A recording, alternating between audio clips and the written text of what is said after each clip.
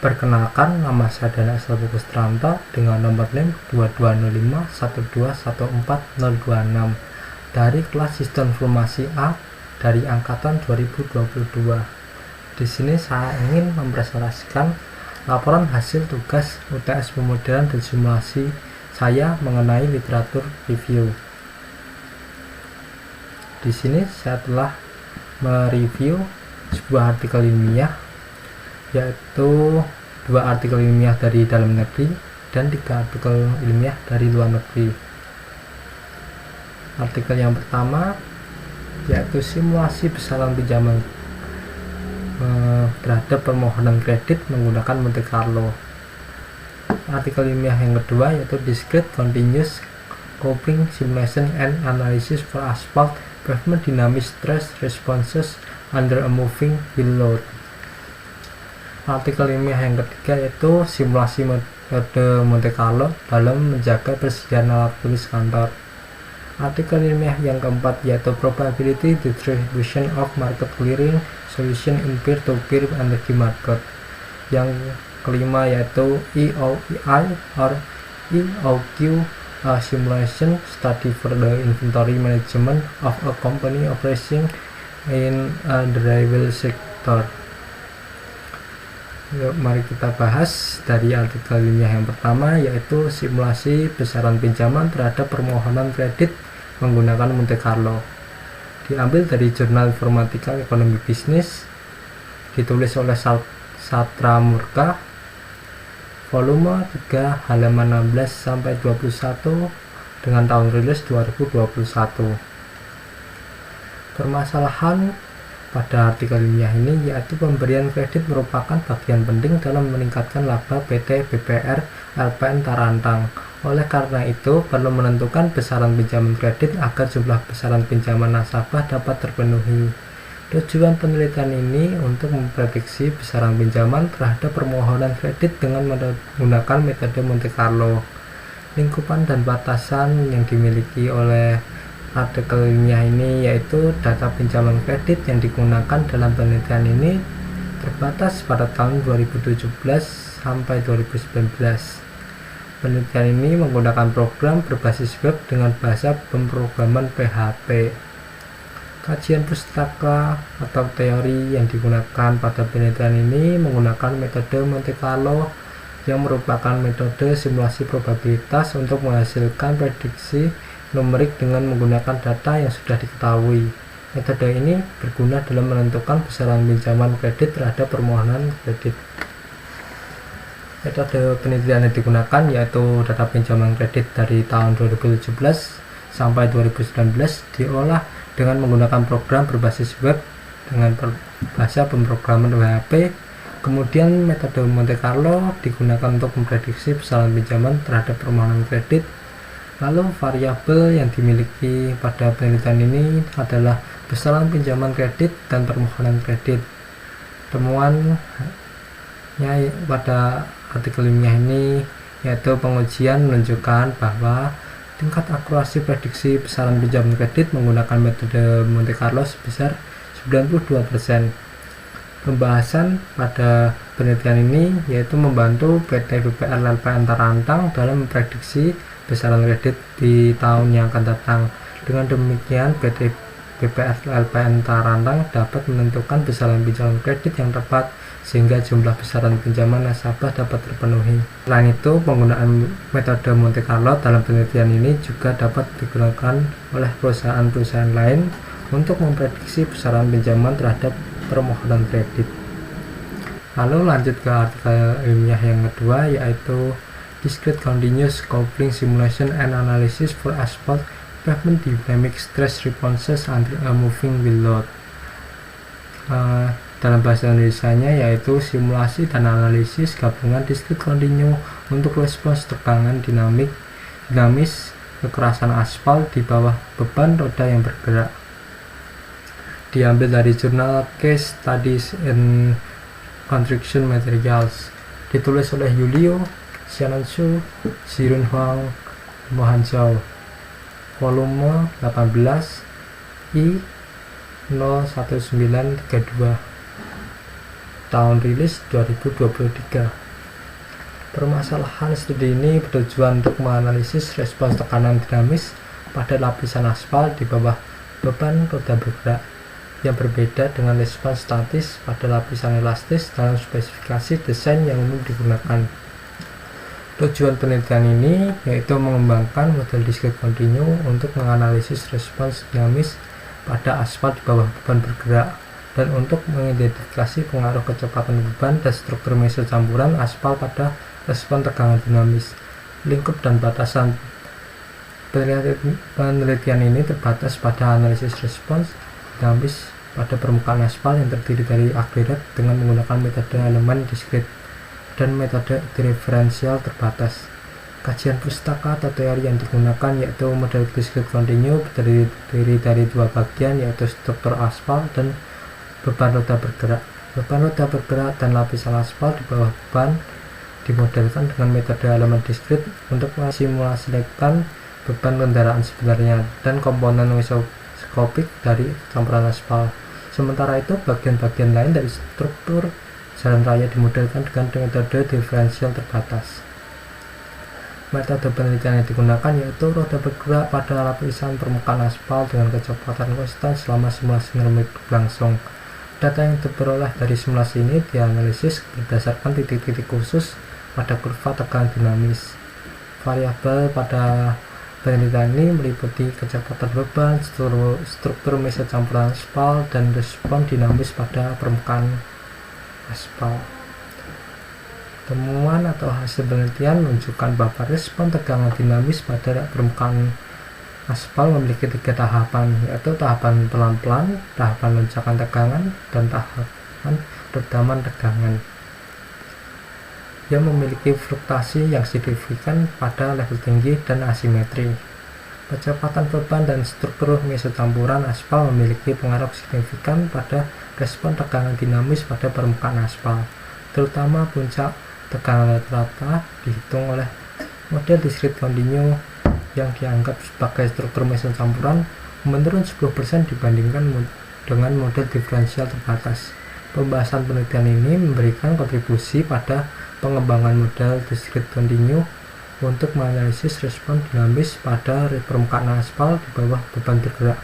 Model ini memungkinkan untuk mengidentifikasi pengaruh kecepatan beban dan struktur meso campuran aspal pada respon tegangan dinamis. Hasil penelitian dapat membantu dalam desain dan perawatan jalan raya yang lebih efektif dan efisien.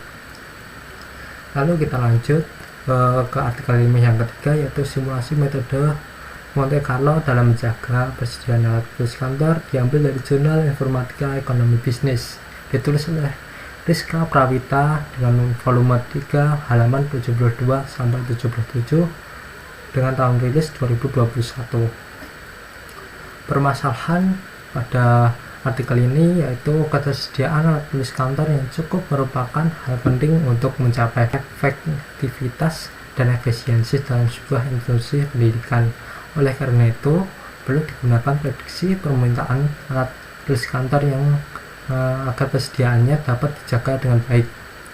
Tujuan studi ini bertujuan untuk memprediksi permintaan alat tulis kantor dengan menggunakan simulasi Monte Carlo. Studi ini menggunakan data permintaan alat tulis kantor dari 2018 hingga 2019 di IAIN Batu Sangkar dan akan membatasi diri pada penggunaan metode Monte Carlo sebagai alat prediksi. Kajian pustaka atau teori yang digunakan yaitu simulasi Monte Carlo. Simulasi Monte Carlo adalah sebuah metode probabilistik yang digunakan untuk menentukan peluang berdasarkan angka acak. Metode ini dapat digunakan untuk prediksi hasil dari suatu kejadian yang memiliki banyak kemungkinan hasil. Metode penelitian yang digunakan pada studi ini menggunakan metode simulasi Monte Carlo untuk memprediksi permintaan alat tulis di kantor di IAIN Batu Sangkar. Data permintaan alat tulis kantor dari tahun sebelumnya digunakan sebagai dasar untuk menghasilkan angka acak dalam simulasi Monte Carlo. Akurasi hasil prediksi dievaluasi dengan membandingkan hasil prediksi dengan data permintaan sebenarnya. Variabel yang digunakan pada penelitian ini yaitu permintaan alat tulis kantor, dan persediaan alat tulis kantor. Temuan atau hasil simulasi Monte Carlo menunjukkan tingkat akurasi sebesar 96,92% dalam prediksi permintaan alat tulis kantor di IAIN pada Sangkar. Dengan menggunakan metode ini, persediaan alat tulis kantor dapat dijaga dengan baik dan efektivitasnya serta efisiensinya dapat dicapai. Pembahasan studi ini menunjukkan bahwa simulasi Monte Carlo dapat digunakan untuk memprediksi permintaan alat kantor dengan tingkat akurasi yang tinggi. Dengan mengetahui permintaan alat tulis kantor di masa depan, persediaan alat tulis kantor dapat dijaga dengan baik sehingga efektivitas dan efisiensinya dapat dicapai. Artikel ilmiah yang keempat, Probability Distribution of Market Clearing Solution in Peer-to-Peer Energy Market.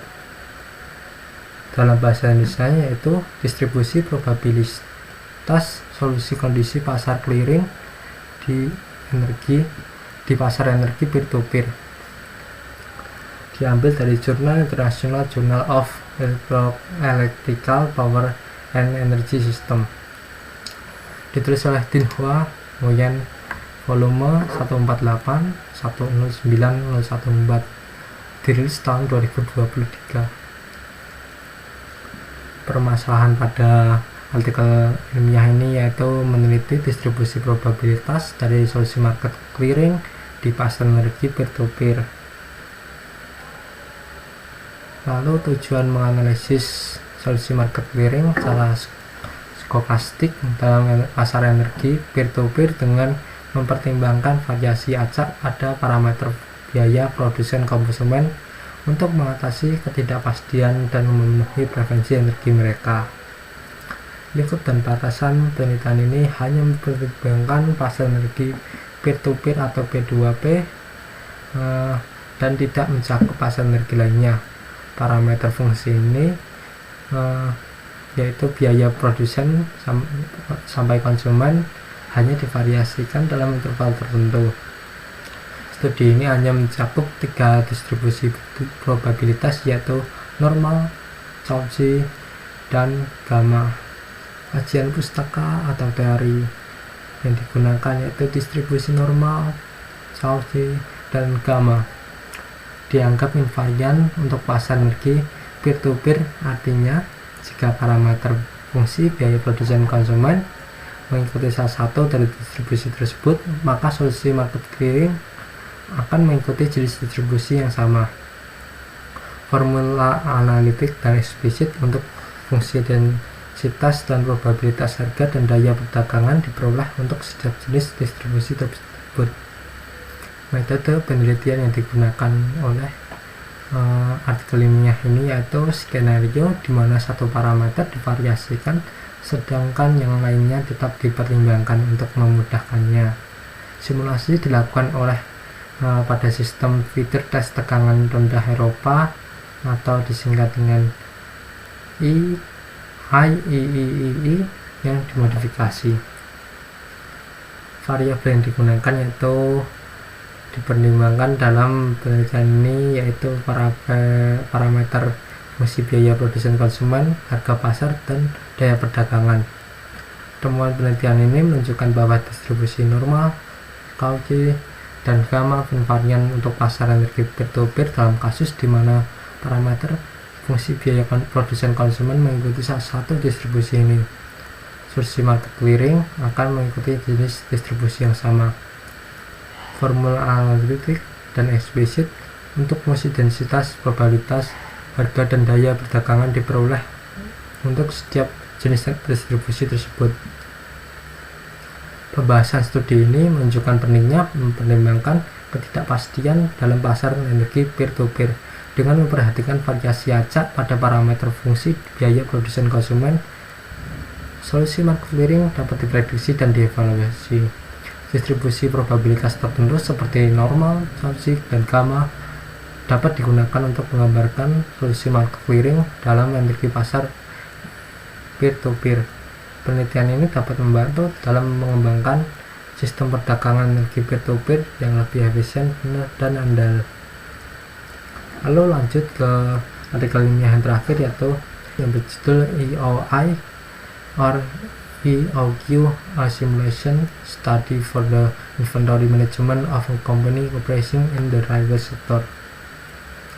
Dalam terjemahannya yaitu EOI atau EOQ, sebuah studi simulasi untuk manajemen persediaan perusahaan yang beroperasi di sektor kereta api, diambil dari jurnal Procedia Computer Science, ditulis oleh Leticia Tebaldi, Barbara Biliardi, Serena Bileberi, Eleonora Botani, dengan volume 217 page atau halaman 1532 sampai 1541 dari tahun 2023. Permasalahan pada studi ini bertujuan untuk membandingkan keefektifan dua kebijakan manajemen persediaan, yaitu Economic Order Quantity dan Economic Order Interval, dalam sebuah perusahaan kereta api di Italia. Tujuan dari studi ini untuk membandingkan hasil dari simulasi dua kebijakan manajemen persediaan, yaitu EOQ dan EOI, dan memilih kebijakan yang paling efektif. Lingkupan dan batasan studi ini dilakukan pada 53 artikel, yaitu 37 bahan baku dan 16 dalam produk proses di sebuah perusahaan kereta api di Italia. Model EOQ dan EOI dikembangkan menggunakan Microsoft Excel.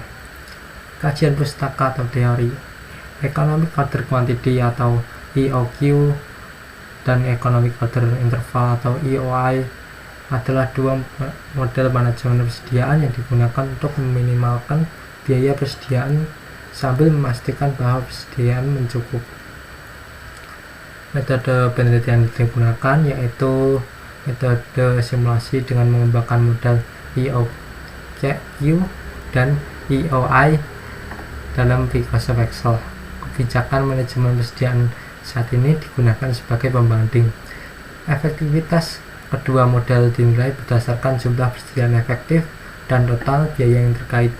Variabel yang digunakan adalah jumlah persediaan, biaya besaran atau produksi, biaya penyimpanan, dan biaya kehabisan persediaan.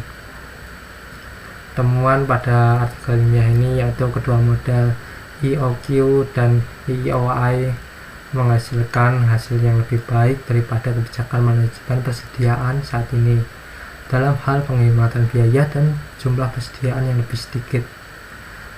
Model EOQ terbukti menjadi yang paling efektif dan dipilih untuk diimplementasikan di seluruh bidang yang diteliti. Pembahasan studi ini menunjukkan bahwa penggunaan model manajemen persediaan yang tepat dapat membantu perusahaan menghemat biaya dan meminimalkan jumlah persediaan yang dibutuhkan. Selain itu, studi ini menyarankan adanya tinjauan literatur tentang model manajemen persediaan untuk membantu perusahaan memilih model yang tepat. Sekian presentasi yang telah saya sampaikan. Mohon maaf bila ada salah kata. Saya Daniel Bagustranto mengucapkan terima kasih. Waalaikumsalam warahmatullahi wabarakatuh.